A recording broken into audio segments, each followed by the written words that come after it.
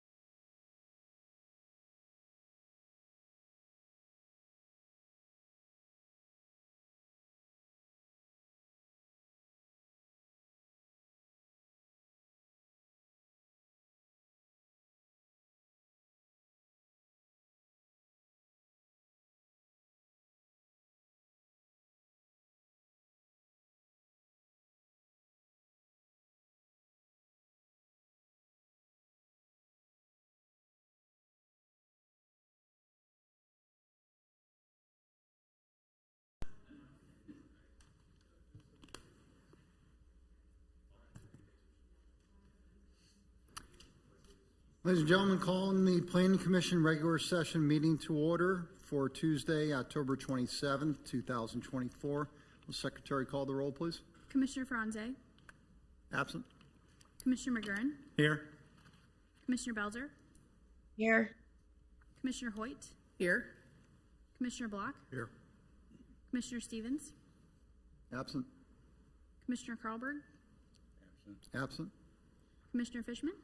Here. Chairman Coleman. Here. We do have a quorum for tonight's meeting. That brings us to approval of the agenda. Any additions, deletions, changes to the agenda? No changes. Okay. With that, can I get a motion to approve tonight's agenda? So moved. Commissioner Hoyt approves. Is there a second? Second. Second, Commissioner Block. All in approval of approving tonight's agenda, please signify by saying aye. Aye. Opposed, nay. Approval, the agenda is approved. Just for the record, Commissioner Franze is now on the dais. Brings us up to number 3, approval of the minutes. We have 2 sets of minutes this evening, one from July 23rd, 2024, regular Planning Commission meeting. Any changes, deletions, or corrections? Mr. Chairman, Commissioner Hoyt. as noted, I was absent, and I looked over on page 5, and unless I'm misinterpreting this some way, I am listed as seconding a motion under public hearing. So where it says public hearing, to close the public hearing was made by Block, seconded by Hoyt. So that was somebody else. I would assume that's Belzer, unless someone else remembers differently. Also on that same page, just for staff, there's a typo under my comments in the second line where it says year from 1999 to 2011. There's just a, looks like an L or after it. If you can just delete that, please. Anything else? Can I have a motion to approve as amended? Mr. Chair, Commissioner Block. I move for approval of the July 23rd, 2024 Planning Commission meeting minutes as amended. Second. Second, Commissioner Fishman. All in favor of approving the minutes for July 23rd, 2024, please signify by saying aye. Aye. Aye. Opposed, nay. Minutes are approved unanimously. Brings us to the August 13th, 2024 Planning Commission work session. Any changes, deletions, or corrections to those minutes? Commissioner Block? Mr. Chair, I move for approval of the August 13th Planning Commission meeting, work session minutes. Second. Second, Commissioner McGurn. All in favor of approving the minutes for August 13th, 2024, please signify by saying aye. Aye. Opposed, nay. Meeting minutes are approved unanimously. That brings us to tonight's consent agenda. We have one case, 8324 Leawood Executive Center, Element Imaging. Would any commissioner like to remove this from the consent agenda? Okay. Can I get approval? Mr. Chair, Commissioner Block? I move for approval of the consent agenda. Thank you. Second. Second, Commissioner Franze. All in favor of approving tonight's consent agenda, please signify by saying aye. Aye. Opposed, nay. Consent agenda is approved with case 8324. That brings us to old business, case 0824, Bi-State Centennial Park, next-gen restoration wall sign, request for approval of a final plan located north of 143rd Street and east of Kenneth Road. Ms. Waterbaugh, you have this one again, I take it? Yes. Okay, please continue. Mr. Chairman and members of the Planning Commission, this is case 08-24, Bi-State Centennial Park, Next Gen Restoration Wall Sign, request for approval of a final plan.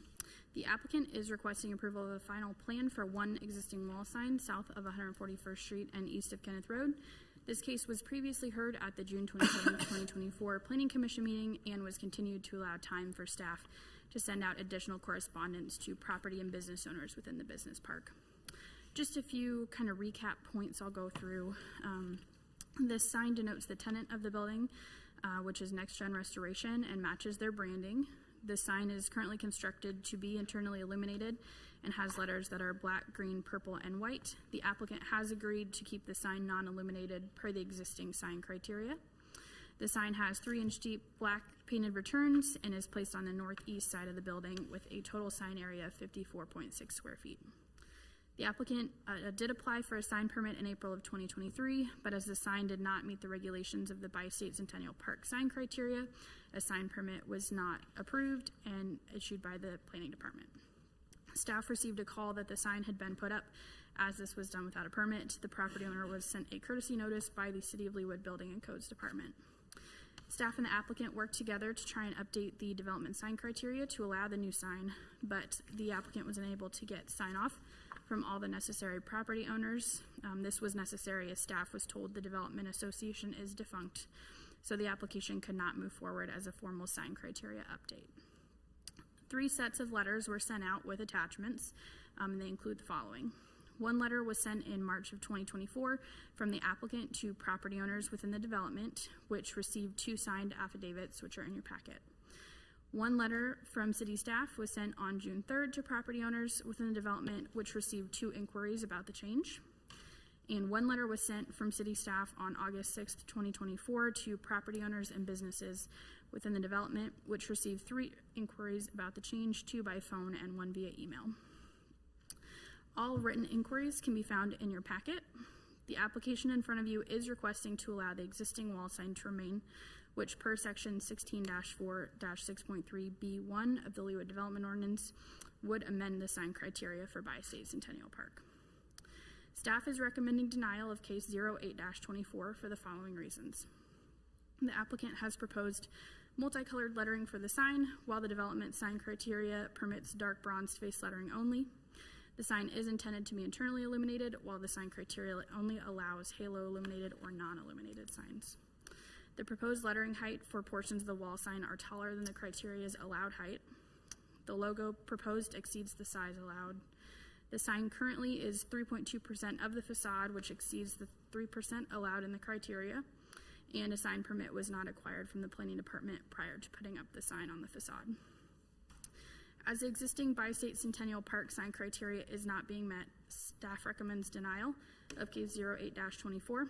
Should the Planning Commission wish to approve this case, staff recommends including the stipulations listed in the staff report. I would be happy to answer any questions. Any questions for staff? I have a question. Commissioner Hoyt? So am I correct that after this last round of letters was sent out by you, that only one property owner responded, and that was Pat Cockrell?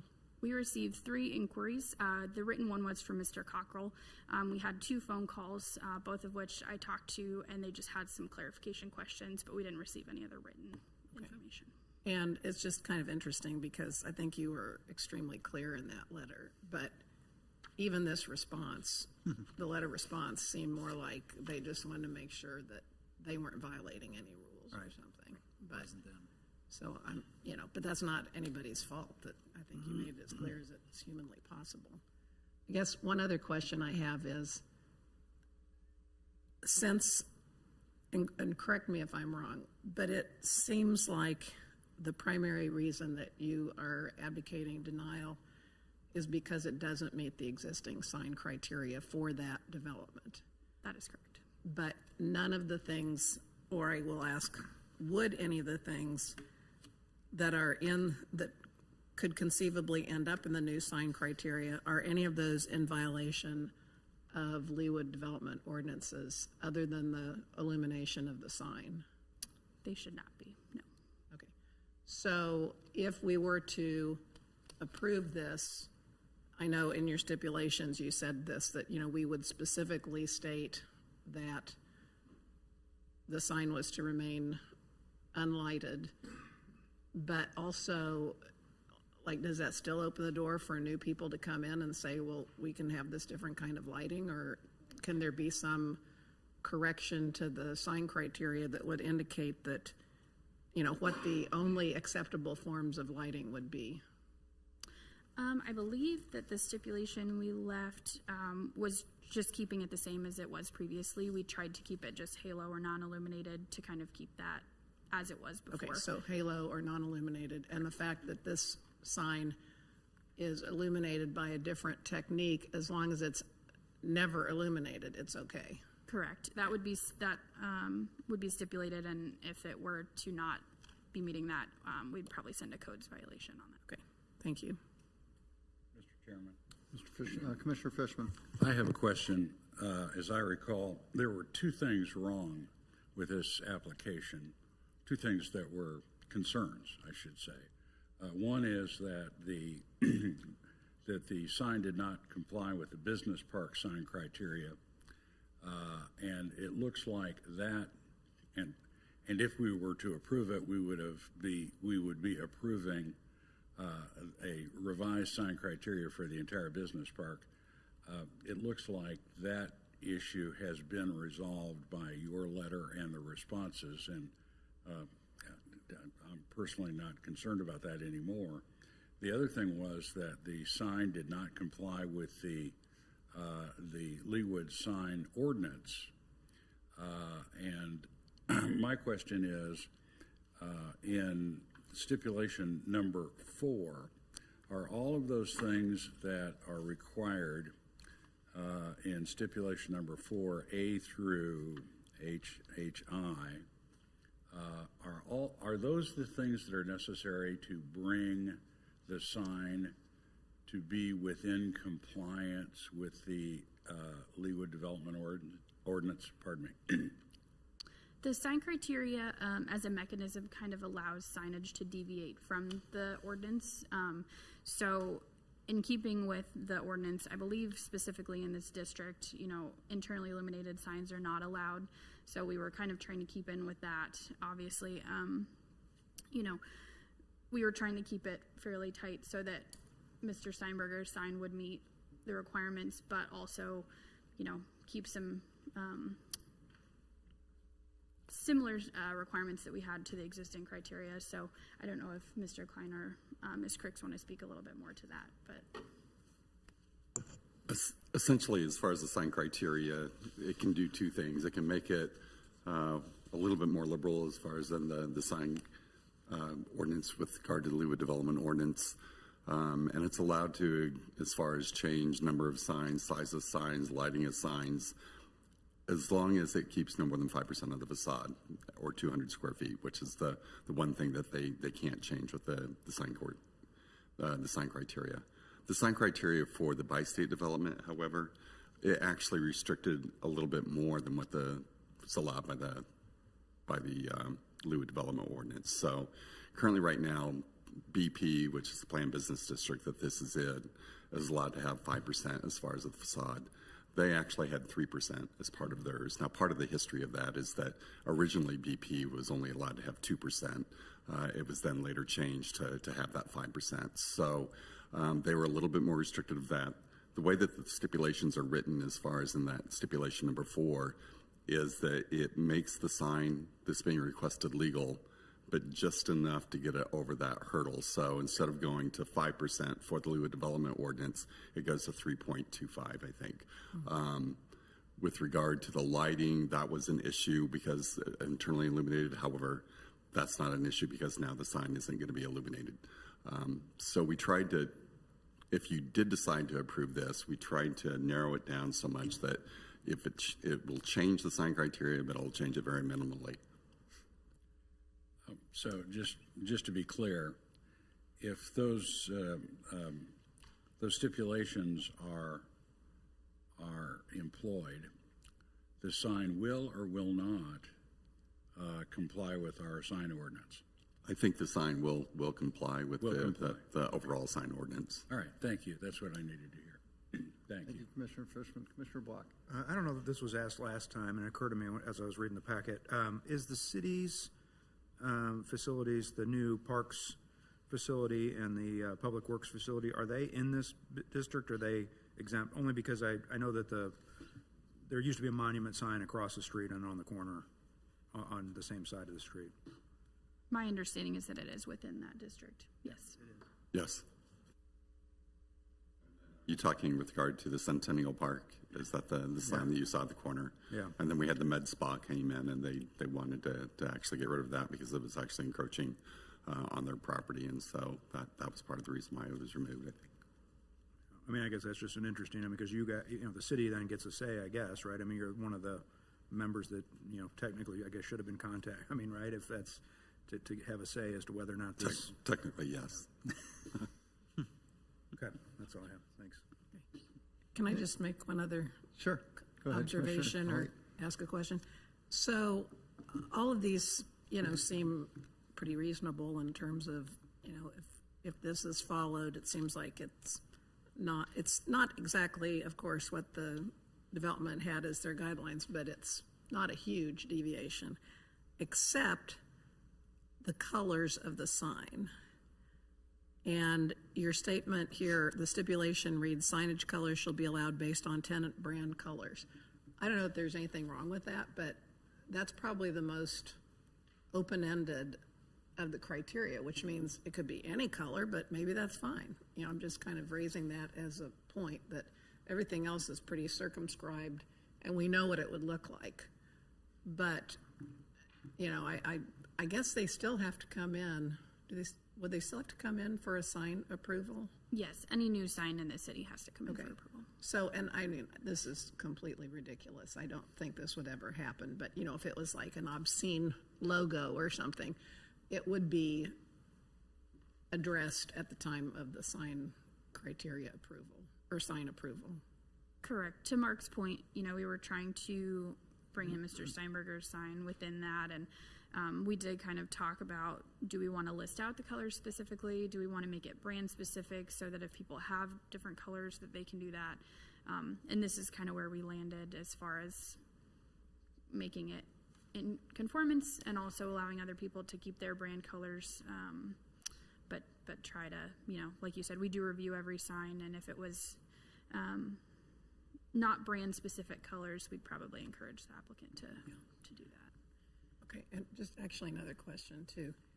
So indeed, I think the second issue, and it was a big issue that came up last time, was the sequence of events and how the timeline and, approvals, lack of approvals, going ahead with the sign, et cetera.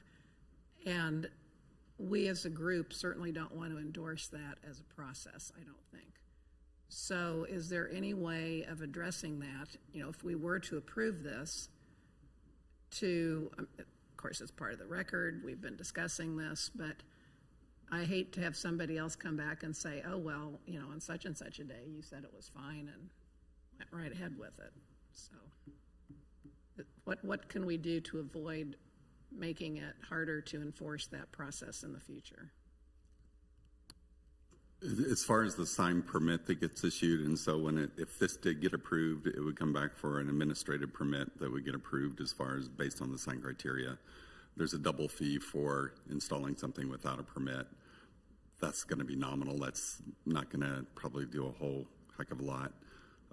However, as far as maintaining control and making sure that people don't come back, I don't know as far as just making it very clear on the record that this sign or this criteria is only being changed because it's being changed very minimally and it meets the Leawood Development Ordinance, and that this is not something that would be taken lightly if ever brought back forward as far as being on the record.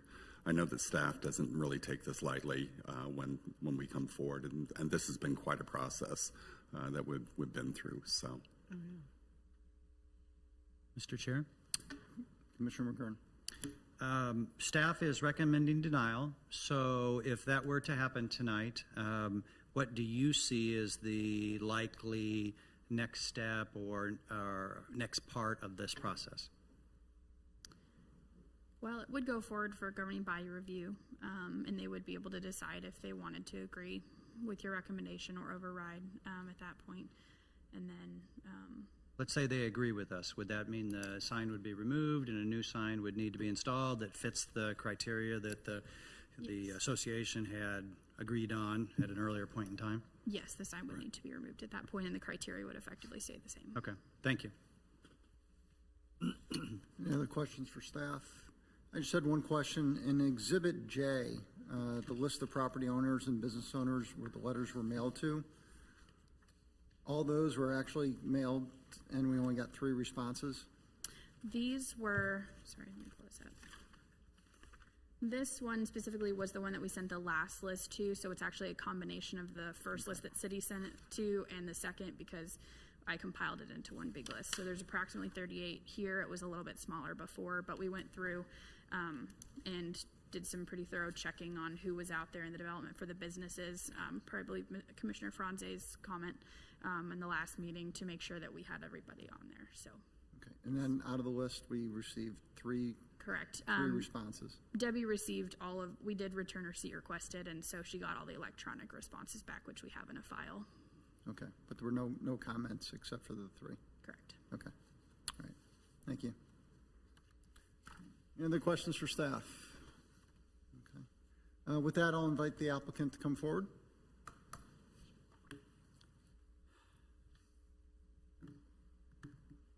Welcome back. Please state your name and work address for the record, please. Josh Steinberger, 2041 West 141st Terrace, Leawood, Kansas 66221. Thank you.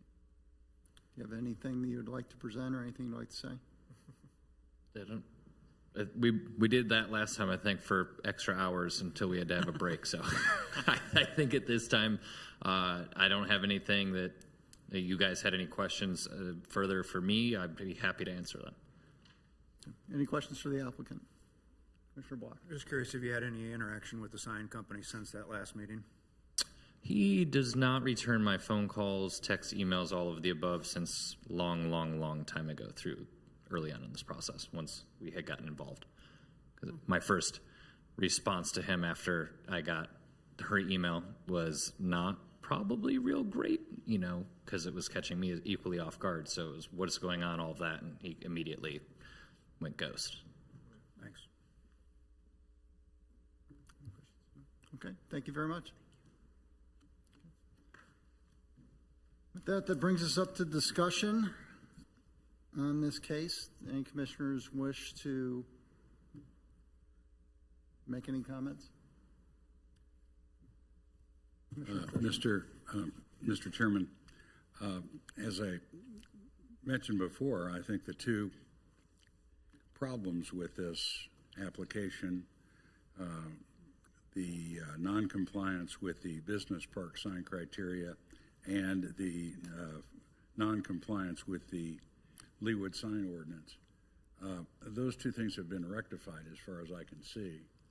And I just I am no longer concerned about the business park criteria. If it gets changed as a result of approval of this, nobody in the business park has spoken against it. So it would not be a concern to me. So I don't see any reason to not approve this application. Thank you, Commissioner Fisher. Commissioner Block. I don't know that I agree fully, with all due respect, only because I just, if someone doesn't respond, doesn't necessarily mean that they support it. So I guess that's where I'm having some trouble with this a little bit. I have some sympathy for the building owner, the business owner, the building owner, in that, he relied on the sign company to do this stuff. The sign company didn't do what it was supposed to do. But I guess it's just I guess what's really bothering me is, while it's just a small change, relatively, at least from my view, it was put up though without a permit. It sets a precedent for the next guy. The next guy can come in and do the same thing and say, hey, I already know this thing's defunct, and put up a huge sign, and now we're kind of back to where we're at, and we're going through this process, and now it's just a little bit bigger, and it's got more color. So I guess that's where, and then with the illumination bit, so if this applicant sells the business, sells the building, whatever, and the next guy just plugs it in, he says he doesn't know the difference. So I don't know, maybe I'd feel better if the illumination were taken out of it. I don't know if that's necessary. It's just a thought. The other is with the colors, you've got, consistent, everything from the city's property itself is in this dark bronze. And I don't know if that's maybe not a middle ground. I understand this is probably a financial hardship, regardless of how well or not well the business does. It's an expensive sign, I'm sure. I don't know that we've seen that figure yet, but to take it down, I think maybe don't need to go that far because of these being somewhat minor changes. But part of me says maybe the color, if nothing else, the color should be taken out of it, and it should be gone to a dark bronze. So it's much closer to the rest of the complex. Was a thought that I had through this process. So I think that's all I have. Is I don't. We've talked about it before. The asking forgiveness is just not how I like to approach things. I know we've had these before. I sympathize with the business owner, but again, I feel like if we just say okay, then it sets a bad precedent that I just don't like at all. Mr. Chairman? Commissioner Block. Commissioner McGurn. I will just say that I agree with Commissioner Block completely and would lean towards denial with the fixes that he suggested. You do what now? You lean towards denial? I would vote With for what denial, fixes? and somebody could come back with something that meets the suggestions that Commissioner Block put in. I don't have a problem with the 2 or 3 minor things, but I do think the coloring and the lighting and the fact that it was installed after it was denied, I agree. We've had too many examples, and they seem to be compounding on each other, where somebody just does whatever the hell they want, and it ends up we're sitting there saying, well, oh gosh, we don't really want to do it that way. Well, I think we need to send a clear signal that we don't want to do it that way. Commissioner Franze. Yeah, I think I would address kind of the 2 issues that seem to be brought up a couple times here. One of them is the change to the existing sign criteria kind of being done by default because people aren't responding. And I guess just given the circumstances with the defunct developer, we're kind of backed into that position of how do we approach that? They don't have someone to go talk to who could say, oh yeah, I'll go change the sign criteria. So they don't really have, this is the only mechanism that exists to do that. So I kind of view it as if we are evaluating as if the developer came and asked to change the sign criteria, because that's what we're doing here. And in that case, they'd probably do the same thing. They might ask the business owners, do you have any opinion on this? They've now gotten 3 letters, including by certified mail, and if someone really had a strong opinion about this, I think they should have come forward by now. And then I think the other issue that's brought up is putting the sign up without permission initially. And I think we want to be clear and kind of include on the record that the extenuating circumstances that we've been made aware of as to how this process happened, so that we make it clear we're not just saying, oh, go do whatever you want, and then come back and ask for forgiveness later, that we evaluate this the same way we evaluate everything, on a case-by-case basis. And if we decide in this specific case that these circumstances warrant some sort of a variance, then that's what we're going to do. So I think we can do this without setting a precedent that allows anyone to do whatever they want. And I think that kind of the two issues have been resolved, at least to my satisfaction. So I'd be in favor of approving this. Thank you, Commissioner Franze. Commissioner Hoyt? So, as I recall, and again, correct me if I'm not remembering this accurately, one of the things that happened in this process of the sign initially being denied and notice of the denial going out was that the denial only went to the sign company. Is that correct? Sorry, can you ask that again? I'm So when the denial letter was initially sent out, who was it sent to? I was sort of remembering that maybe it was only sent to the sign company, but Correct. So when we're going through the sign review, typically the person that's applicant, and more often than not the sign person, is the one who gets that correspondence. They typically talk with the developer or the property owner, whoever is requesting the sign. So they're kind of the go-between. And they would have received, it's typically via email, just because that's what they provide to us when they send in their permit applications, and that's just the main way we correspond. so I wonder if one way we could address the future prospects of this internally would be to require that denial letter, go out to whoever requested it, which might be the sign company, but that it's required to go to the applicant as well, the applicant on record. Because it seems like, in my mind, the only reason I can justify not denying this on the basis of the process not being followed is that my understanding, and I hope this is accurate, is that when the denial was sent, it was sent only, which I'm not saying that's a bad practice, except now we can see potentially where it goes wrong, that sign company apparently, according to Mr. Steinberger, didn't make him aware of the denial and in fact said, go ahead and put up the sign. I think that's what we heard last time. So if we somehow, as I say, internally address this, assuming, let's say this does go through, and of course our minutes are recorded, so we would have on record this extenuating circumstance. But I think even more important would be to follow up with just, cover all the bases in the future, that it's just routine, that there's a copy, the primary goes out to the whoever sent it in, but also that at a bare minimum there's a CC to the applicant.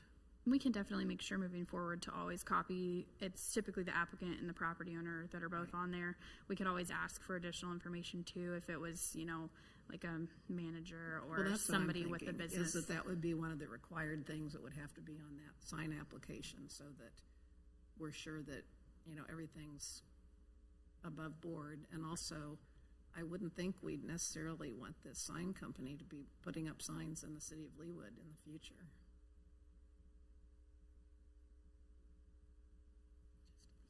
If I could just have a second to Yes, please. correct something. You'll probably be able to tell from the sign too, what the sign is that's being applied for, whether there's some business or someone who should be getting notified about it. Oh, gosh, Like in yes. this case, the sign would say your company name, so we know, okay, who, we asked the sign company, who's the contact there? But I mean, that's very strange that they wouldn't know who it's being made for, or that it wouldn't be required someplace. Commissioner Belzer, I know you're out there and you haven't spoken. I just want to give you an opportunity if there's anything you want to say on this.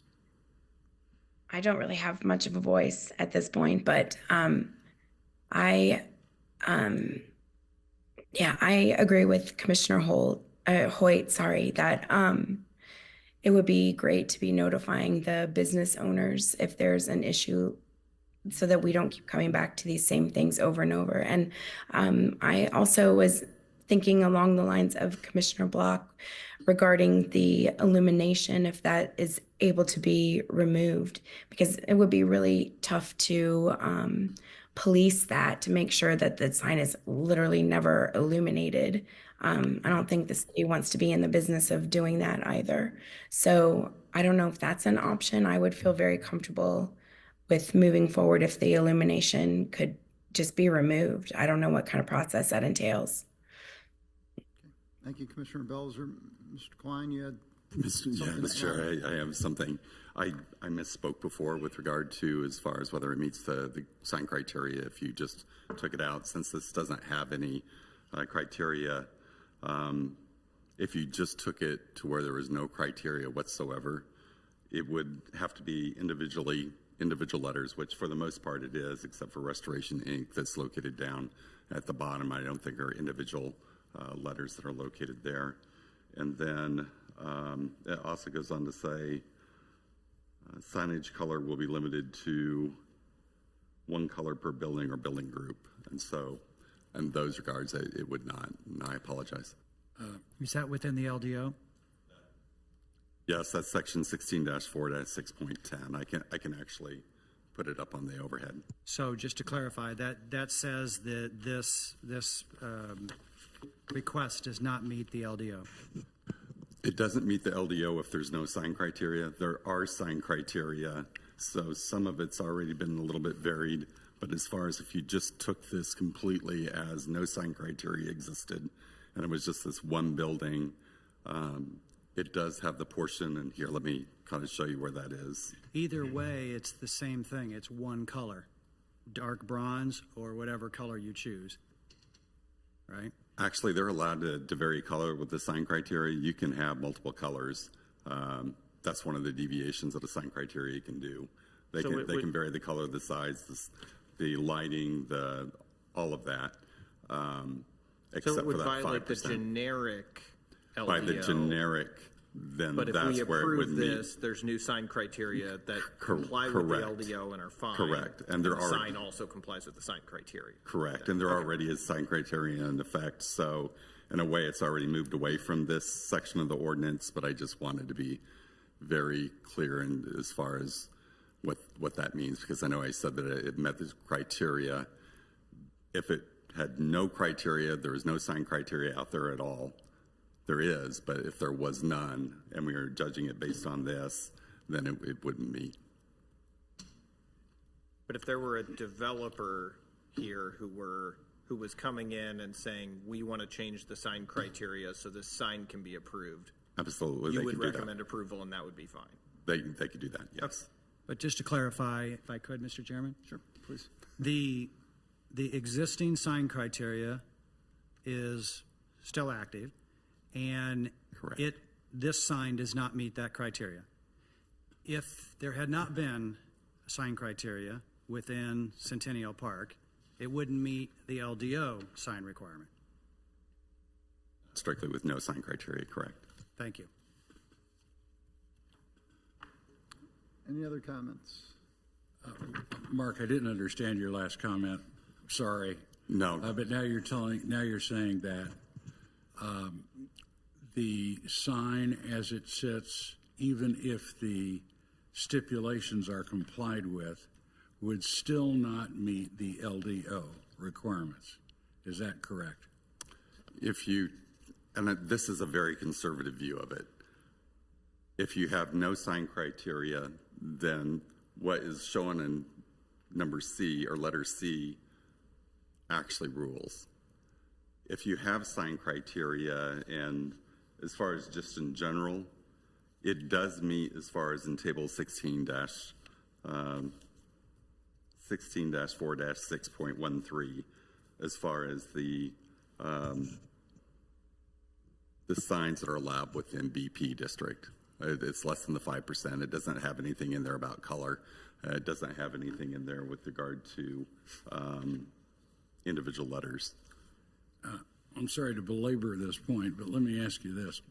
Maybe we'll get at it this way. Let's assume that there is no business park sign criteria at all. That is just not a factor in any way.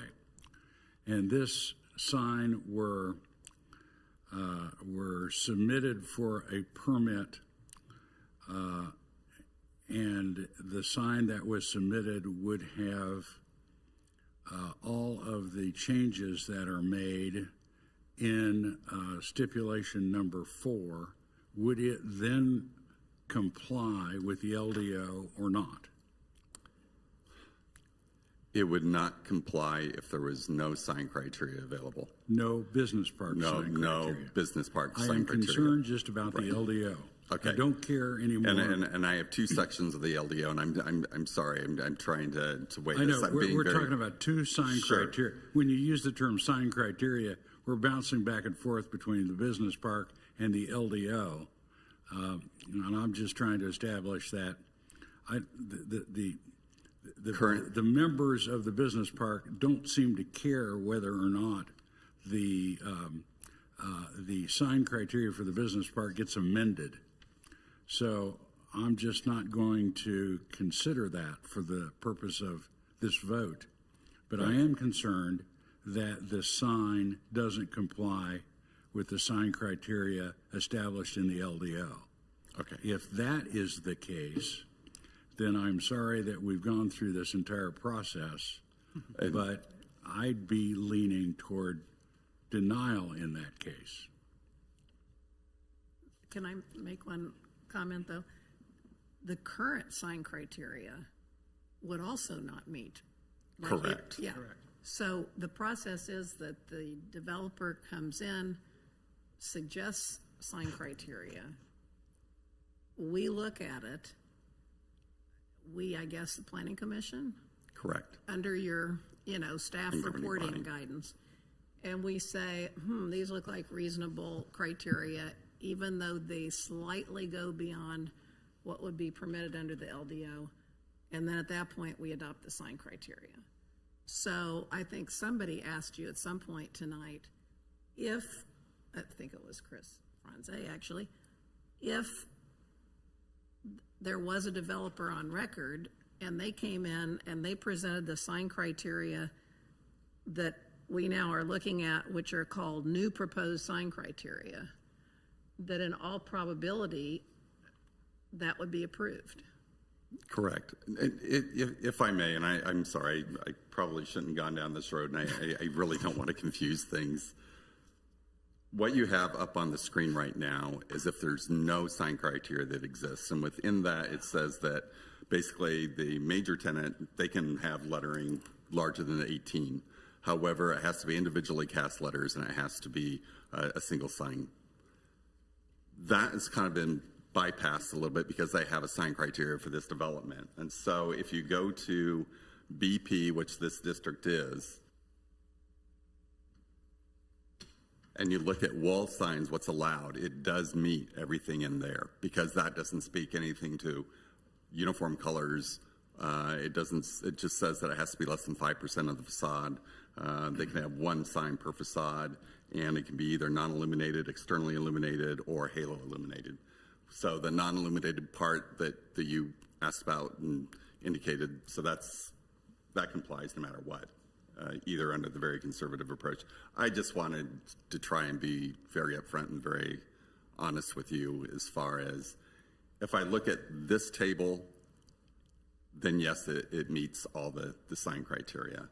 If they didn't have sign criteria at all, they would be under these regulations, and that doesn't meet those. So in response to your question, maybe I did answer correctly the first time with regard to it does meet as far as the BP standards, the business park. Thank you. Commissioner Block. Mark or Catherine, is there any other criteria for this business park not related to signs? Building heights, building uses? They do have design criteria that speaks to materials and different things like that for bi-state, yes. And do you know if that's being met currently? Has anybody looked at that recently? We used it I remember the last project that I worked on would have been for the International Aviation Building. It requires a certain type of brick and I believe certain colors and things like that. Okay, thank you. Mr. Does Chair. anybody know if there's any practical way to take the illumination out of this sign? Unplug it? Oh, it's not wired? That way it'll get on the record. Sorry. The only way that anybody could illuminate the sign would be to pull an electrical permit to run new electrical lines to where the signage is right now. Right now, it is just a stucco facade with no electrical lines or plug to just plug it in if we wanted to. Commissioner Franze, did you? Yeah, I was just gonna finish up the sign criteria question. So, Mark, it looks like the developer who comes in this district is required to submit sign criteria. So there is no situation in which in this zoning district, the generic sign criteria we were looking at earlier would ever apply. When the property is zoned, they're supposed to come in with sign criteria. However, this property was zoned prior to this ordinance, so I'm not sure if the same thing was in effect at that point. But you're correct that if a development gets zoned, then that's when the sign criteria for the overall development goes down and they're required to bring sign criteria forward. Okay. Commissioner McGurn. I know this is probably an oversimplification because there are a lot of extenuating circumstances, and I'm glad we've talked through them all previously and again tonight. But the reason I'm going to vote for denial is that the bi-state Centennial Park development came to the city of Leawood and created and got approval for sign criteria. This sign that was put up after denial and installed inappropriately still does not meet the approved sign criteria in 5 different ways. So as far as I'm concerned, we would be backing away from or telling the people who got an approved sign criteria that we're ignoring it. And I don't understand why we would do that. Commissioner Franze. I think the only, because I understand that point, and I think respectfully, the only thing I would say is if the developer were here and weren't defunct and came and asked us to change the sign criteria, we would have approved it last time. Staff would have recommended approval. The sign permit would have gone through administratively, and we never would have seen any of this.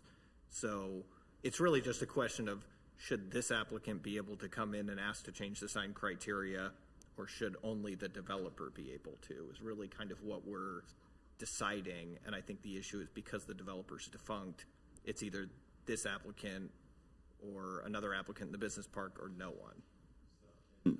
Commissioner Franze is absolutely right. I mean, typically, if the gentleman was in a certain circumstance that he is in now, we'd have him go talk to the Development Association. They would either say yay, nay, or change it to do such and such, and we'll be supportive, and then they would come through with the sign application. The reason why we're in this situation right now is that evidently the Development Association is defunct. It's not really acting at this point. And so the only way to really address that was to go to each one of the individual owners, is what we told the applicant as well. You're going to have to find all the owners, and you're going to have to submit as far as whether they're either supportive or they're not supportive. Unfortunately, he only got a few comments back.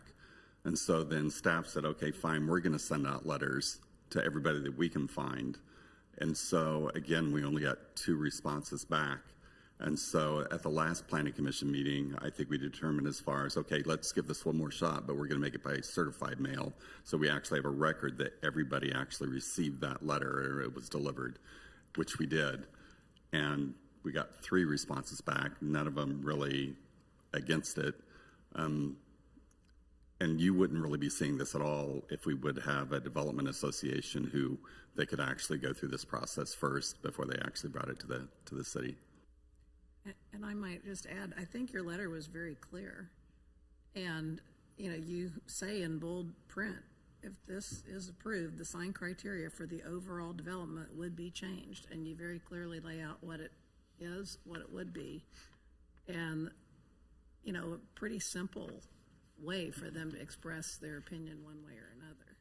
So, thank you for sending out those letters, I would say, and doing such a clear job. And, I do think a certified letter, not only it's documented, but it gets people's attention. So, it's not likely that you just pitch a piece of mail that comes from the city that's a certified letter. So I think we have some reason to believe that these letters were in fact read.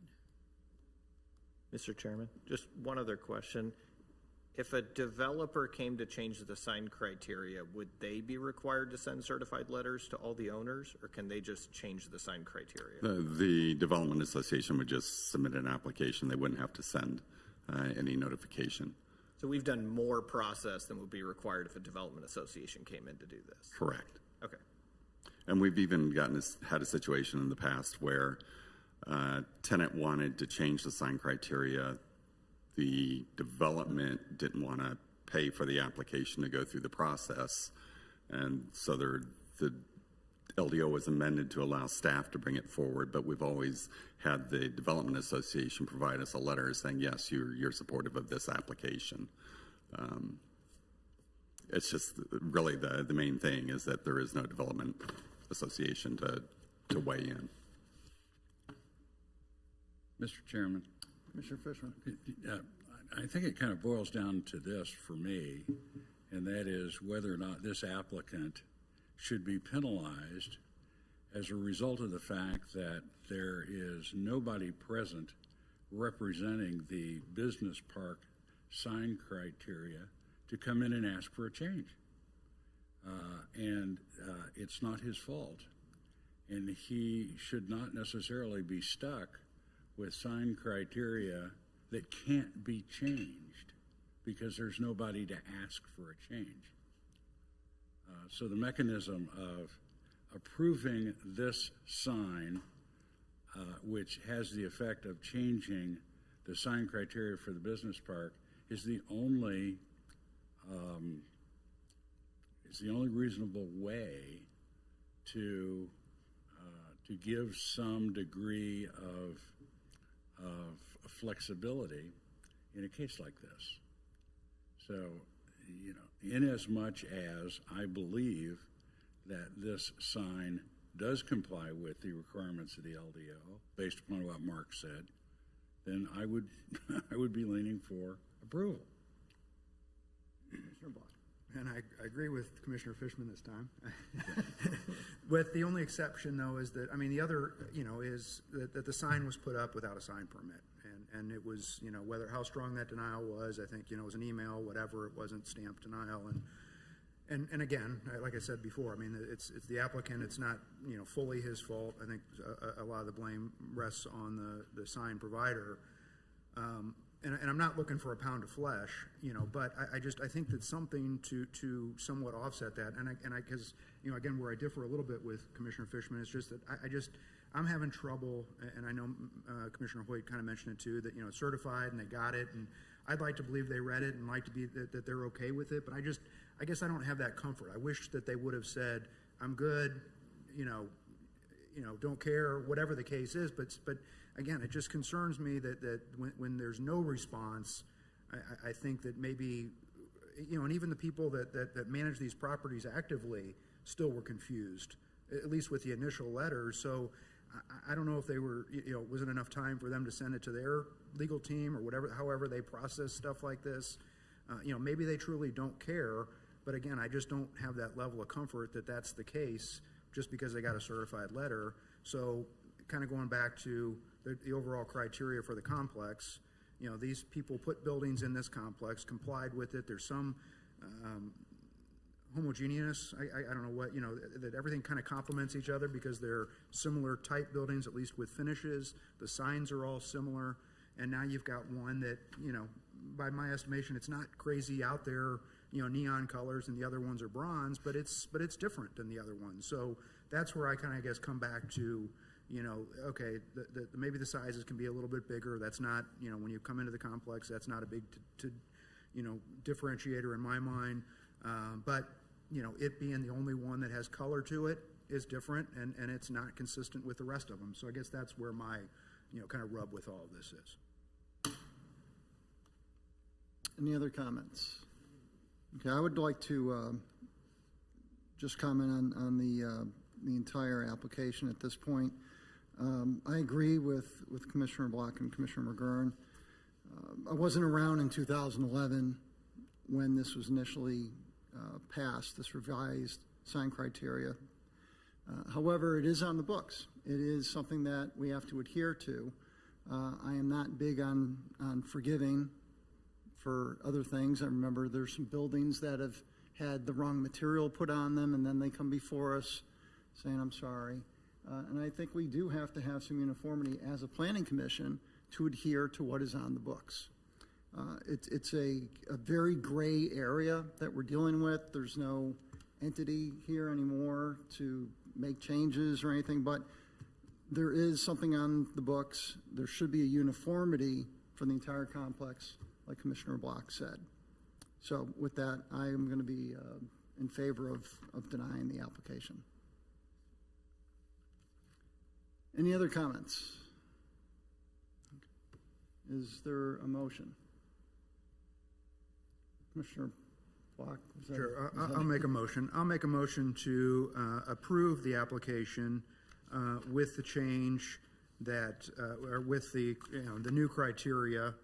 However, any internal lighting would have to be removed, and the color of the sign itself, the face of the sign, would have to be turned to dark bronze. And then I guess whatever stipulations are beyond that. Second, with those amendments. Second, Commissioner McGurran. All in favor of approving case 0824 as Commissioner Block referenced, please signify by saying aye. Aye. Opposed, nay. Nay. So 1, 2, 3, 4, 5, 4, 1 against. Commissioner Belzer, I'm sorry I didn't see you on there. I didn't hear you. Aye is my vote. Okay. Sorry, I'm sorry. 4, 5, 6. So 6, 4, 1 against. Mr. Chair, I apologize. May I just confirm? So the stipulation is that the face of the sign must be dark bronze to match the remaining of the development? Correct. Okay. That's what my intention was, yes. And that the lighting would be removed? Correct. Okay. Thank you very much. Up next is case under new business, case 8224, Leawood Elementary School, temporary modular classroom. Request for approval of a special use permit located north of West 123rd Street and west of State Line Road. Looks like Ms. Ewing, you are presenting. Yes. Okay, go ahead. Thank you. Cameron Ewing, Planner 1. This is case number 82-24. Leawood Elementary School, a special use permit for a temporary modular classroom. The applicant for this project is Dan Drake with the Blue Valley School District. And the applicant is requesting approval of renewal of a special use permit to allow the continued use of a temporary modular classroom on the Leawood Elementary School site with a term limit of 1 year. So this modular classroom is currently existing on site. This was initially approved in 2019 for a 2-year SUP term limit. The applicant did come back before this body in 2021 to request an extension of that special use permit for an additional 2 years. That SUP expired on November 15th of 2023. So the applicant is requesting renewal of that SUP to continue using the modular classroom while the elementary school building is going under the expansion project. That school expansion project was approved by the governing body on August 19th, last week, with case number 75-24. And that expansion is anticipated to be completed by the end of summer 2025. This modular classroom is located at the northeast corner of the existing elementary school. It is approximately 1,400 square feet in size and includes 2 classrooms within the structure. There are no proposed changes to the property with this application. The elevations, landscaping, lighting, parking, those were all addressed with the initial SUP term with case 101-19. Those are all to remain as is on site. An Interact meeting was held on August 1st. A summary of that meeting and the sign-in sheet have been included in the packet.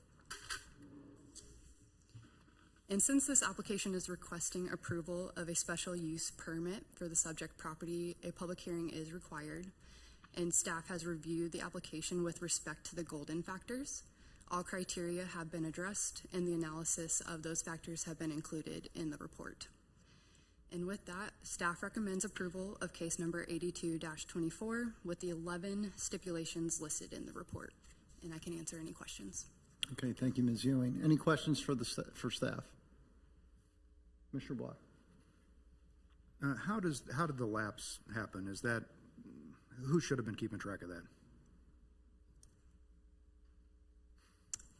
That was something that staff should have been made aware of, and we actually noticed it as we were doing the expansion. So it was something that lapsed by staff, and so now we're getting it taken care of, so the modular building can be in place until the conclusion of the expansion. Thanks. Mr. Chair? Commissioner McGurn. Just a quick question. I'm in favor of giving them the extra year, but I was curious about the lapse, and I'm also curious why this wasn't just part of the case we had a month ago when they told us they were removing the trailers and we were voting for the expansion, and then we get something that says, oh, we're not really removing the trailer. Apologies. That's an excellent question. We actually noticed it after notification requirements. Because this is a public hearing, it's a special use permit, we have public notification requirements that we have to follow, and we had missed the public notification deadline, so we had to push it one more month so we can meet those state statute requirements. Okay. As I said, I'm in favor of this, but it just seems a little weird that when we all approved what we approved before, we were told the trailers were being pulled out. Seems a little weird. Thank you. Commissioner Franze. Yeah, is the 1-year term, is that from approval by the governing body? When does that, so it's not going to go back to November and then lapse this November? That's correct. The stipulation is 1 year from the date of governing body approval. Any other questions for staff? Okay, I will invite the applicant to come forward, and Mr. Drake, looks like you are online. So we will, please state your name and business address for the record. Dan Drake, Assistant Director of Facilities and Operations, 14950 Met, Overland Park, Kansas, 66283. I don't have a presentation put together for you all tonight. However, I am here to try and address any questions that you may have on the SUP permit. Thank you, Mr. Drake. Any questions for the applicant? Commissioner Block. Mr. Drake, that's a pretty tight timeline. I assume that you have to have this open by the school year. Is that why you're not asking for more than a year? I'm sorry, I missed that question. There was an audio glitch. Could you repeat the question, please? It's a pretty tight timeline based on your construction timeline, or a short period for the special use permit. It almost matches up exactly with your construction timeline. You feel pretty confident that you're not going to run over, I guess. So, yeah, we're confident we're not going to run over. We've got a strong history of finishing projects on their delivery dates or their proposed substantial completion dates. So, yeah, we're very comfortable with our schedule. Okay, thank you. Yes. Any other questions for the applicant? Okay, thank you very much, Mr. Drake. Appreciate it. Thank you. This case does require a public hearing, and I will open the public hearing for case 8224, Leawood Elementary School, temporary modular classroom. Is there anyone online or in the audience that would like to speak on this case? Mr. Chairman, Commissioner Hoyt. noticing no one in person or online who wants to participate in the public hearing, I move the public hearing be closed. Commissioner Hoyt. Second. Second, Commissioner McGurn. All in favor of closing the public hearing, please signify by saying aye. Aye. Opposed, nay. Public hearing is closed unanimously. That brings us to discussion on case 8224. Any commissioner would like to speak on this case. Okay. Commissioner Franze? Mr. Chairman, I would move for approval of case 8224, Leawood Elementary School temporary modular classroom. Second. Thank you, Commissioner Franze. Second, Commissioner Fishman. Any Chairman. discussion? Call for clarification with all the staff stipulations, correct, included in that motion? Correct. Correct. Okay. Any discussion on the motion? Okay. All in favor of approving case 8224, please signify by saying aye. Aye. Opposed, nay.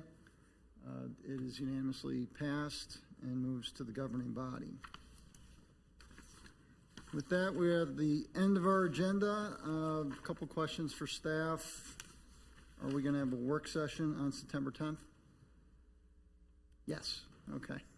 So we'll have a work session on September 10th, and our regular meeting will be September 24th, correct? Correct. Okay. Anyone like to bring anything else up? Okay. With that, we are adjourned.